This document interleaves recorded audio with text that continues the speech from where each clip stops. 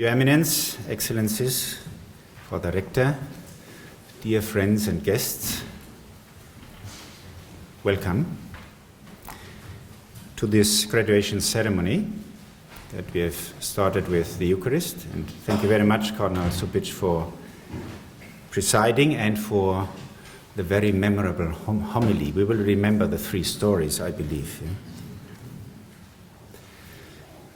These 25 students have, as just a few days ago, successfully concluded our 5th course in the Diploma of Safeguarding. 25 students from 19 countries, bringing with them, as you have seen, a very diverse background and perspective, respectively.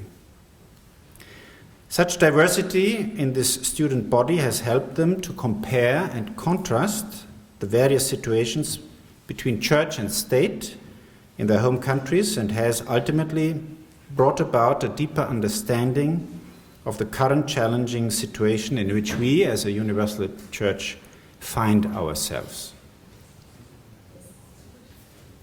The continuation of the double crises, the crisis of the abuse and the crisis of the cover-up, has made plain that the dynamics of sexual abuse, the abuse of power and conscience, and the impulse to cover up these crimes still require greater understanding, deeper research, and renewed commitment.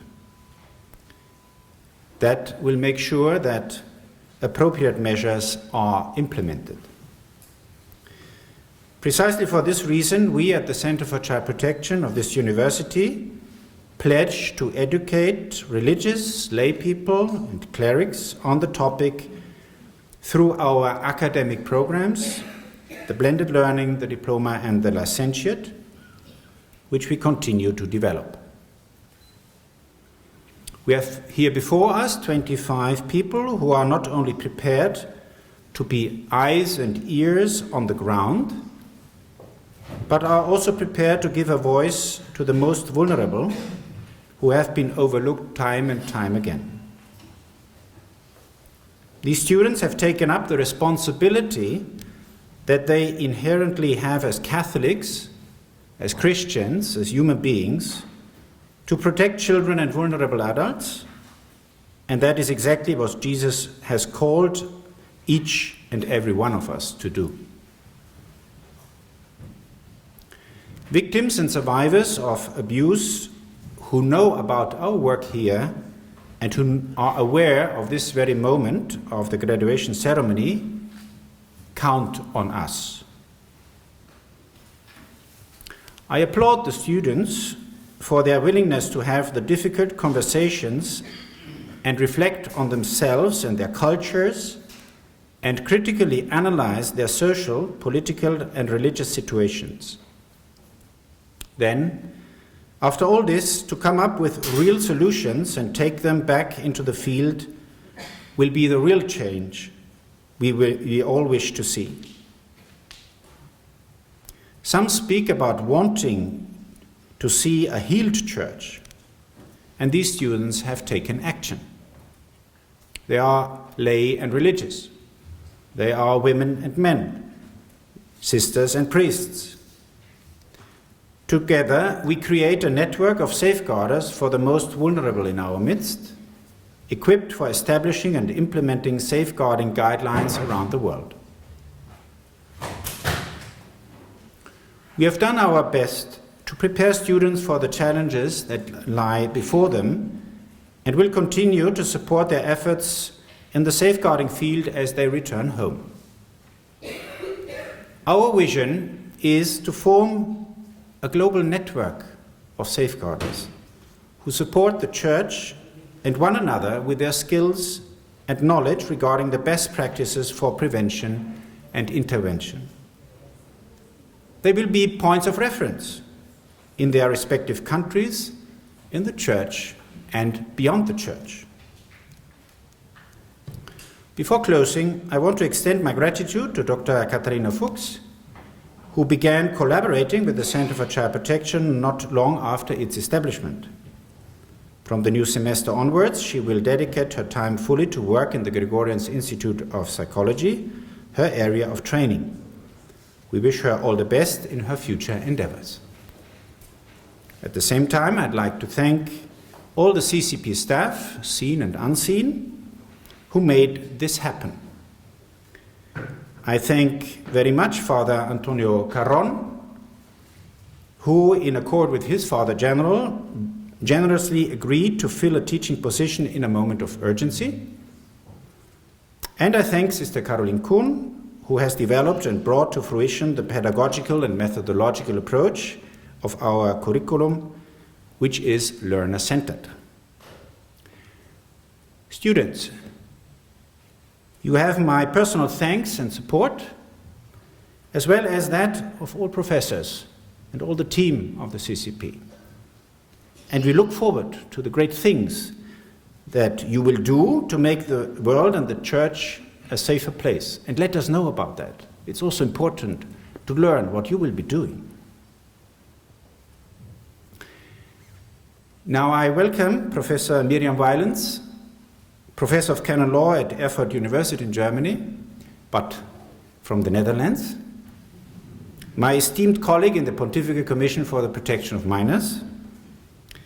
When we spoke about the title for her talk, she mentioned that she didn't want to have the words canon law in the title because, as she said, people then close up before I begin. Since you are a renowned canon lawyer in close contact with ecclesial realities, canonically, theologically, and spiritually around the globe, I'm absolutely sure that we will be all eyes and all ears for you now.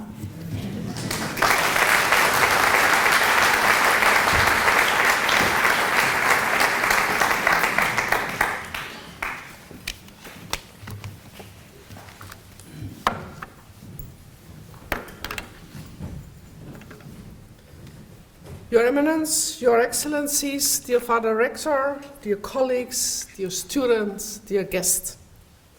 It's an honor and a great privilege for me to be invited to speak here today on the occasion of the 5th graduation of the Diploma in Safeguarding. The 5th graduation calls for a special moment to celebrate, to give gratitude, to take stock, and to see which challenges lie ahead. In celebrating this special occasion, it seems appropriate to begin by expressing in particular a word of gratitude to Jesuit Father Hans Zollner, the president of the Center for Child Protection. He is the initiator, the driving force, the motivator of this extremely important and wonderful educational opportunity. And yes, he is the face of the Center for Child Protection. No words can better express his engagement in the area of child protection and safeguarding than a phrase from his native German language. Unermüdlich, wo ist Pater Zollner? Oh, da, oh ja. Unermüdlich reist durch die Welt. Tirelessly he travels through the world. It would seem that nothing can stop him from bringing the message to all corners of the world.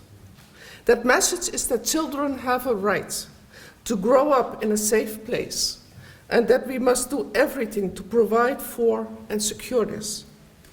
Zealously, he follows his mission to assure that also the Church, to say it bluntly, gets it.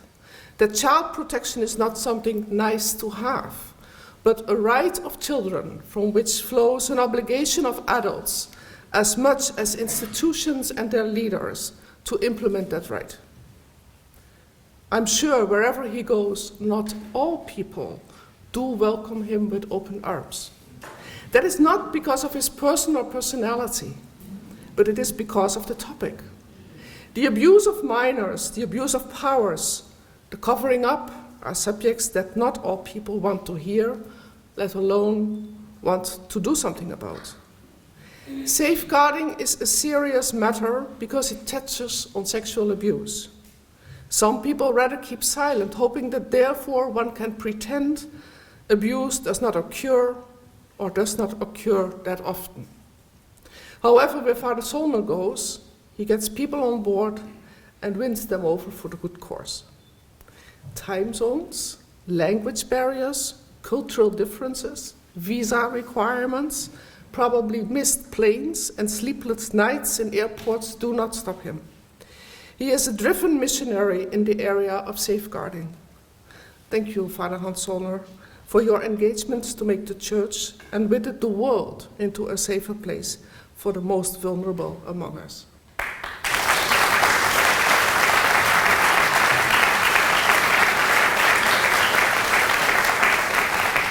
The setting up of the study program Diploma in Safeguarding required not only the engagement of Father Zollner.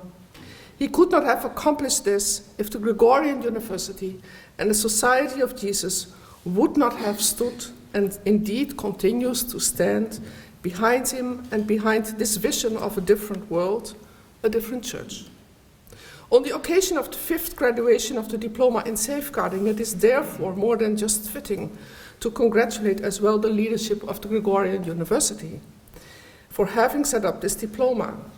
With the simple fact that this study program exists, the university makes a strong statement how it values the need to protect the most vulnerable in our church and in society, namely the children, the youth, as well as those adults who find themselves in a vulnerable situation. As a former vice president of my own University of Erfurt, I know what it takes to set up such a program.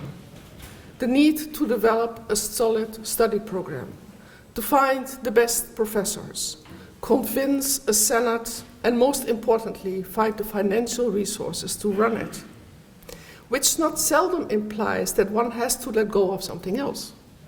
Hence, often a balancing of what is considered to be also very important has to occur. That balancing might have taken place in light of the charism of the Society of Jesus and how that unfolds in the apostolic works. The Gregorian University is an apostolate of the Society of Jesus, and with the courses that are offered here, the Society thus gives expression to two major aspects for what the Jesuits are known and stand for: education and social justice. Indeed, the two go together in the study program on safeguarding. The Latin term educatio does not only refer to teaching.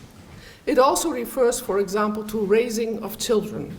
We in canon law, in the course of marriage, speak about educatio prolis, the raising of children. Educatio, in the wider sense, means attending to the intellectual, spiritual, emotional, physical, and moral growth of a person. For any of these aspects to develop and flourish in a person, no matter what age, a safe environment is an indispensable condition. Hence, the commitment of the Jesuits to education unfolds here as a training of those who will be engaged in the ministry of safeguarding and thus help to secure the fundamental condition for a fruitful educatio, in the wider sense of the word, of those who are most vulnerable. It's a service and ministry to the little ones. The Society of Jesus also commits itself to social justice.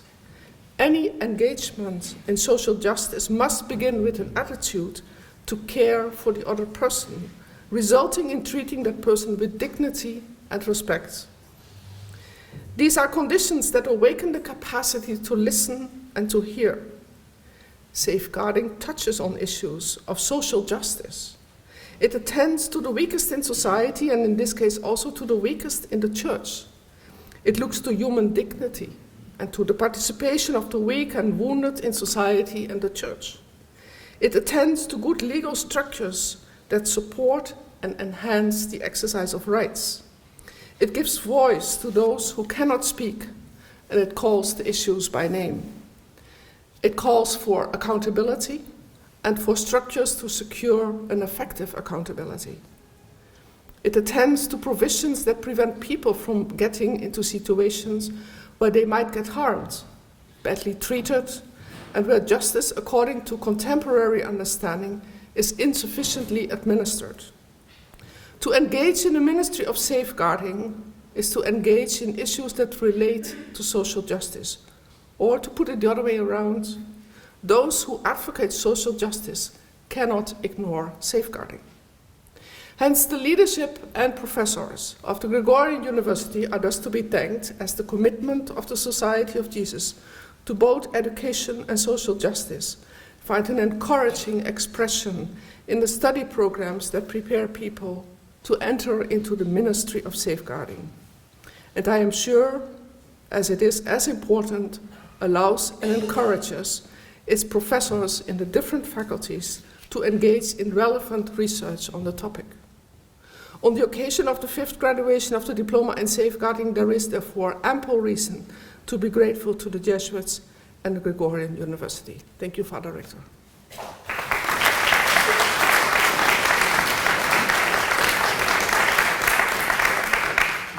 Father Zollner, the Jesuits, the university, it's time to thank you, the graduates of this diploma.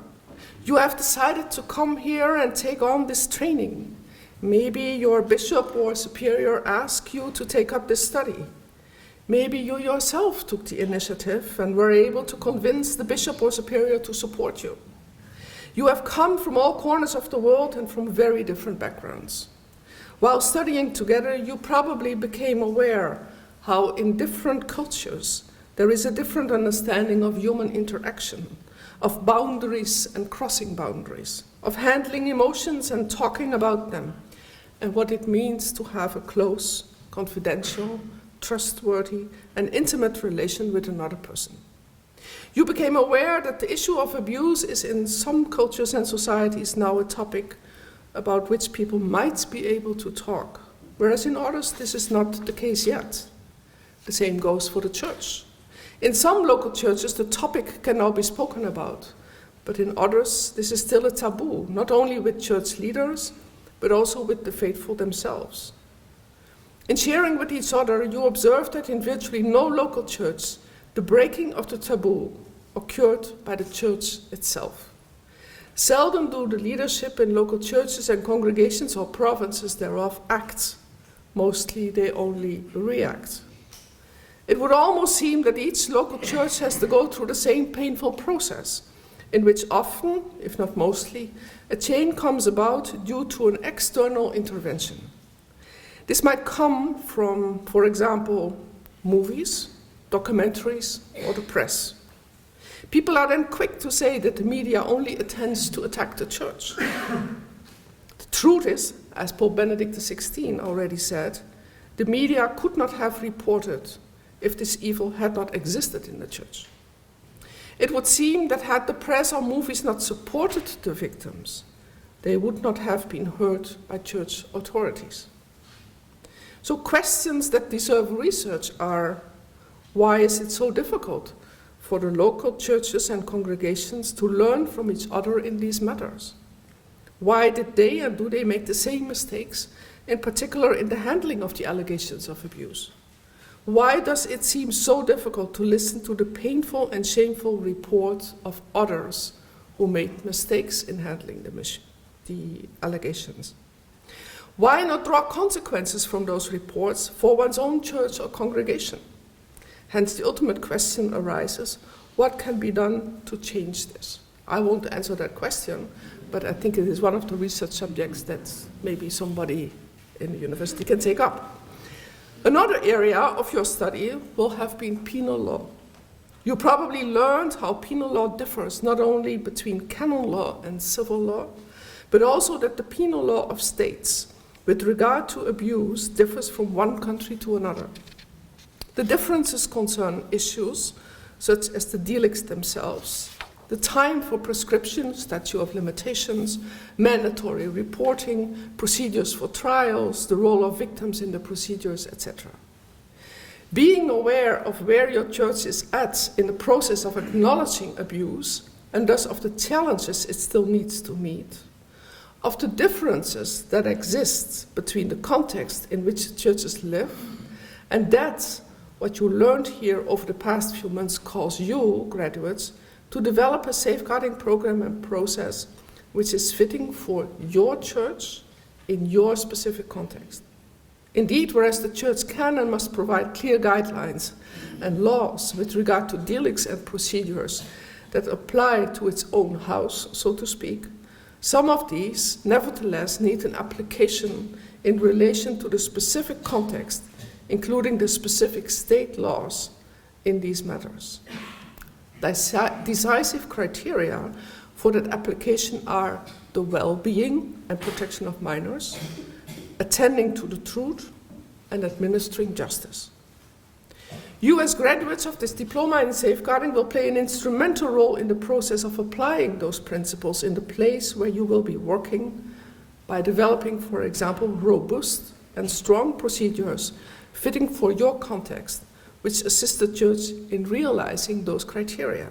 And yet, as a canon lawyer, I can say to you, procedures and norms alone will not suffice. They are mere ink on paper. They are only tools. Needed are above all persons who have internalized those principles and who, no matter how good or bad the procedures will be, see to implementing them in such a way that they accomplish what they intend. So you must convert the people who have to work with them. There must be an internal disposition to take on these three mentioned values. At times it will be necessary to evaluate how they are implemented, where the shortcomings are, and what needs to be changed. This is a major task to accomplish, and yet you are not, and you cannot be alone in accomplishing this task. One aspect of your study here has been the encounter of persons of different walks of life. You, the graduates of this diploma, you are lay women and lay men, sisters, brothers, or priests, be it religious or diocesan. By having had the opportunity to study together as laity and clergy, you might have encountered, maybe even for the first time in your life, how it is to learn with and above all from each other. You might have come to appreciate the complementarity of the talents and gifts of women and men, of laity, religious, and priest. This complementarity might well be a key aspect in your future ministry, because indeed the time that the clergy alone and among themselves should and can handle the allegations of abuse, I think, is over. I would like to share with you in this regard a personal experience.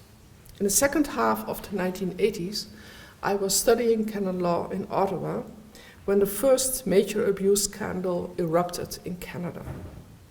Not only had many children been abused, also the bishop had known about it.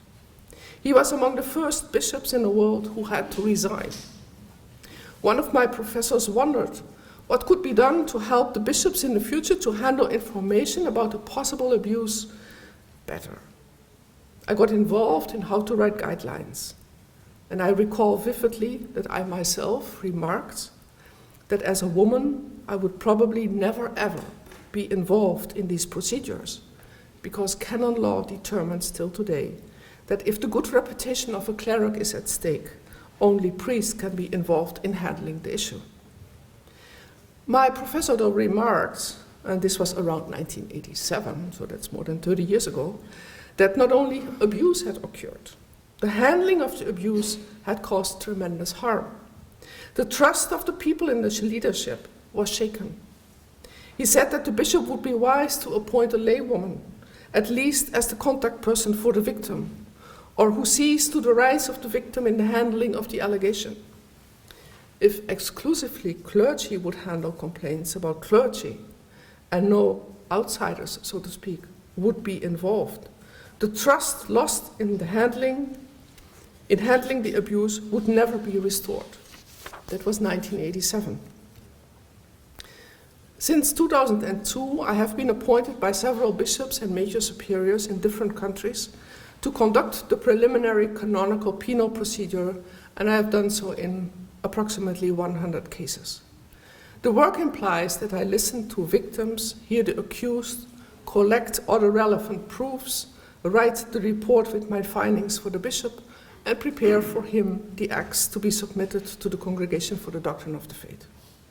Time and again, victims, their families, and other faithful have remarked how important it is to them that a woman who is not employed by the diocese, but who, due to her profession and studies, knows the internal structures and modes of operating in the church so well, has been delegated by the bishop to do the investigation. They remark that it helps them to get the feeling that there is some objectivity, because, as they say, it's then not only an in-house matter. As a judge in penal matters from a civil court remarked, and I like to add that he is a Catholic, and I quote now, "When clergy abuse boys and other clergy, whom they call their brothers in the priesthood, investigate this allegation, can that be objective? How much internal freedom enjoys a fellow priest who has been commissioned by the bishop to invest the allegation, to confront that same bishop when he notices how badly the bishop reacted to signs of the abuse or even earlier allegations? Can he speak frankly with the bishop, considering that this bishop will also decide about his own future? And if we may say so, his career. How difficult, this judge asked me, how difficult is it for an investigating priest to confront the bishop who ordained him and to which he has a filial relationship?" End of quote. I have to say that as I began working as an investigator in the preliminary procedure of abuse cases, I was still employed by a diocese. But after I became a professor employed by a state university, I noticed within myself how this gave me an internal freedom to speak the truth and verbalize it, of course, respectfully, but certainly more clearly in meetings with the relevant ecclesial authority. That authority is not always ready to hear the truth, and you graduates might encounter this too. But in the long run, the independence of the advisor helps the leadership, the faith community, and even the advisor, him or herself, to address the abuse and the handling of the abuse with clarity. In this regard, the recent decision of the Holy See that laypersons can be advocates in ecclesial penal trials is a step in the right direction. It must be said that already before this decision was made, it was possible to appoint laypersons as the person who conducts the preliminary investigation, or to appoint them as advocates. For the latter, the bishop needed a dispensation from the Holy See, and with the change that occurred, there is no need to grant the dispensation anymore. The current law also allows for a bishop to obtain a dispensation for a layperson, be it a man or a woman, who is duly qualified in canon law to be a judge in the penal trial that concerns abuse cases. Bishops should feel encouraged to petition a dispensation. Yes, the Holy See should consider lifting the need for a dispensation to appoint laypersons beside clerics to this office. It would help restore trust in the canonical procedures. I mentioned the need that the judges need to be duly qualified in penal law. Until recently, an ordinary training in canon law did not provide for the specific knowledge necessary for these specific penal trials. Hence, faculties of canon law could be encouraged to train students, not only in the meaning and jurisprudence, if it were then available, which is also an issue, the jurisprudence is not available, of the delicts and the procedures of penal trials, but also in what the elements of proofs are, and, rather important, how to obtain the evidence. If I may say so, inasmuch as we do not want doctors who have only attended classes on diseases and their remedies, but have not learned what the symptoms are or how to collect the relevant data to make a good diagnosis. In a similar way, those engaged in penal trials need to learn what the elements of proof are, and most important, how to obtain the relevant evidence. They need to know that the question, "Did you abuse a child?" is the absolute wrong question. Moreover, the response in a negative would not have any value. Techniques for interrogating and for asking the right questions can be learned. Judges also need to learn that when a victim says, I do not know the name of the priest who abused me, that this might be due to the fact that the priest, being the single priest in the parish, was indeed only known to the children as father. The fact that they do not know the name does not say anything about the credibility of the allegation. All those who work in penal trials would need to learn how to evaluate the testimony of all concerned and of the other elements of proofs. It would be necessary to study together the jurisprudence on these penal cases, as I said, if it were then available. So may the lifting of the pontifical secret also lead to this step. Furthermore, considering that the Gregorian University has a faculty of canon law as well as expertise present in the area of abuse, maybe something similar to a diploma in safeguarding could be offered for canon lawyers. This would be of interest, in particular for all those who once studied canon law, who are today the judicial vicars in the world, but did so at a time when all these issues were not part of their studies. So let me return to you, the graduates of today. You have successfully completed your studies and are now eager to return to your home countries. Soon, bishops or superiors might appoint you as safeguarding officer or as the one who receives complaints. You will be entering in what I would like to call the ministry of safeguarding. And indeed, it's a ministry that is characterized by opportunities and challenges. Opportunities to help make the church a safer place.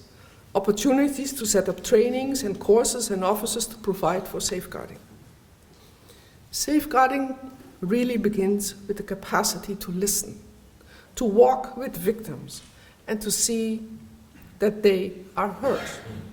It implies providing for a person or an office where concerns can be expressed or allegations be reported. The person or the institution must be easily accessible also for those who do not have much education or feel great shame to come forward. It might need to be in a building that is not a rectory, nor the house of a bishop or the office of a bishop, as victims might feel inhibited to go there. It helps when the place of encounter is neutral. If abused by a priest, it might be difficult for some to report to another priest or to a group of priests who seat themselves like a tribunal. Required are accessible, open, and transparent procedures that lead and allow for the administration of justice. Listening to the painful stories of victims of sexual abuse makes one aware how this impacts not only the victims, but their whole family. Oftentimes, their parents have tremendous feelings of guilt because they did not prevent the abuse. Father was a good friend of the family and dined with them often. Hence, parents feel at times tremendously guilty that they themselves opened the door to the abuser and provided this access to their child. Or the parents feel guilty because they did not hear or not believe their child when it tried to communicate to the parents that something was seriously wrong. Crying out loudly, a father said to me, "How could I not believe my child?" Another father said, 30 years ago, my son told me he did not want to be an altar boy anymore because father had a weird smell and he did not like the way he was touching him. The parent said, "How could I punish my child for saying something I was not willing to hear? It destroyed my relationship with my son forever." The abuse impacts as well siblings, and indeed it impacts the marital and family life of the victims once that person is an adult. Moreover, the abuse might severely impact the relationship of the victim and others with God for the rest of their life. In my work as a canon lawyer, when doing the so-called preliminary canonical penal investigations, I had to hear and yes, indeed, try to listen to both victims and abusers. Victims want to be heard, and rightly so. They are afraid that once more they will not be believed. Sometimes the fact that they are not believed and maybe even punished for telling their story caused even more harm than the abuse itself.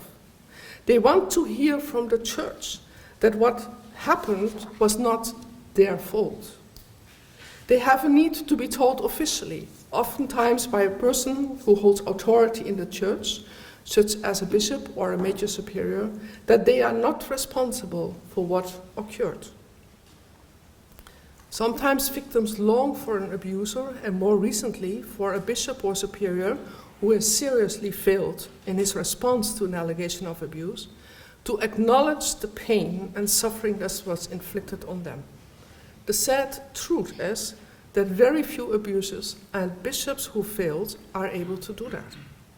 In my experience, the issue is for many victims not so much, or certainly not only, a matter of money or financial compensation, even if this is rather important when people need support to get psychological help, have lost educational opportunities, and or as a result of the abuse are unable to work. The financial aspect is important, but the healing of the emotional and spiritual wounds that were inflicted require a much deeper response. An important step also for you graduates in your ministry in safeguarding is to help people to speak the truth and to say it out loudly, to put it in writing, both for the abuser, the one who covered up, and the victim, so that victims can read this time and again when they need it.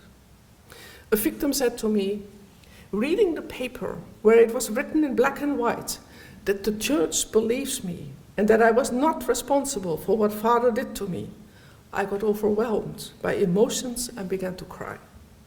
That was the moment where healing could begin. It was the moment where my life took a turn once more from being a victim to becoming a survivor. End of quote. It is for this reason that it is so important that the Holy See recently lifted the pontifical secret for abuse cases. It enables church authorities so much better to share with victims the outcomes of a case. The truth should not be covered by secrecy. Yes, confidentiality, which is very different from secrecy, must be further secured, in particular for the sake of victims and their families. Hence, the lifting of the pontifical secret does not imply that any person interested can just walk into an office and request that files be handed out. Victims may not be used for one's own interest once again. It would be an abuse for a second time. The truth also calls for justice to be administered. This requires, for example, to see abuse not only as a sin against the Sixth Commandment, as the Code of Canon Law for the Latin Church calls it, or a sin against chastity, as the Code for the Eastern Churches formulates it, but to see it as a delict. It is of extreme importance that the Church as well begins to see the delict as a violation of the dignity of another person. Once it is seen in that perspective, it is possible that the question of reparation of damage inflicted on another person is taken up. The administration of justice requires fair and transparent procedures and a trial in which victims have, in one way or the other, a possibility to be involved. This is currently only the case in very limited and specific forms of trials. Administrating justice requires to attend to both rights of victims and of accused. The latter would imply accessibility, at least for advocates and judges, to jurisprudence, which hopefully, with the lifting of the pontifical secret, will be possible soon. Accessibility to jurisprudence implies that the chance of applying justice equally increases. So far, I have spoken about the justice in relation to allegations of abuse. In listening to victims, some expressed that they reported the abuse to a bishop or superior at an earlier time and were not only not believed, but at times even scolded at. These victims, it must be said aloud, incurred severe injustice for a second time. These leaders did not just morally fail in their response. They also failed seriously in the exercise of the office they were holding. They might argue that they did so to protect the reputation of the church. But if this was really the overriding motivating clause, they certainly made a serious mistake in scaling the reputation of the church above the violation of human dignity. It must be said clearly, such an outcome of balancing values is also not in conformity with the moral teaching of the Church itself. Handling allegations in this way led to an unwritten policy of covering up, which it seems was applied widely in the institution. Consequently, also existing canonical provisions and obligations that come with the offices of a diocesan bishop and of a major superior, which do prescribe specific actions when allegations become known, were, to say the least, ignored. It is important to note that Pope Francis brought about a major change in this regard when in 2016 he issued the apostolic letter entitled As a Loving Mother. The document leaves no doubt that bishops can lose their office if they, and I quote, through negligence committed or through omissions facilitated acts that have caused grave harm to others, end of quote. That harm can be physical, moral, or spiritual. A further step forward occurred when in 2019 Pope Francis issued the document Vos Estis Lux Mundi, through which he also decided on the procedure on where to submit a complaint concerning the leadership in this regard. You, the graduates of this program, will have to be prepared to encounter also those complaints. At times you might be shocked about what you hear, about a person whom you thought you knew and could trust. You might have to face information about a person whom you thought would never do such things. It will shake you, as it shakes me when I learned that while sitting in class in Ottawa, I had been sitting for 2 years beside a serious sex offender who later had to serve a 7-year prison sentence. 7 years means something seriously happened there. I could not have imagined that he had done this. I could not imagine that I had never noticed anything. It touched me when colleagues who had become judicial vicars were found guilty themselves of abuse of minors. Presidents of societies of canon law had to resign because they were accused and found guilty of abuse. I had to learn that my judgment about another person had failed. When that occurs, one becomes more cautious. And if this occurs to you, dear graduates, and it might well occur to you, I hope that you have a strong support system of friends with whom you can talk about your hopes for a better church and about the dissolutions that you may sometimes encounter. Stay in touch with each other after you leave Rome. Find friends with whom you can pray, laugh, and support each other. Learn to distinguish, I think this is very important, learn to distinguish between the offices that the church has and the office holders. It helps to continue to see that the church is holy, but that its members, including those who exercise the so-called sacra potestas, the holy and the sacred power, are rather human, make serious mistakes at times, and display as well human weaknesses. So, as I come to a close, I wish the professors and the leadership of the Gregorian University all the best for further developing their programs with regard to safeguarding and the administration of justice. Dear graduates, as you leave the university and return to your countries to enter into the ministry of safeguarding, I wish you all the best for your ministry, which is a service to those who are today the little ones, but who are the future of our church and society.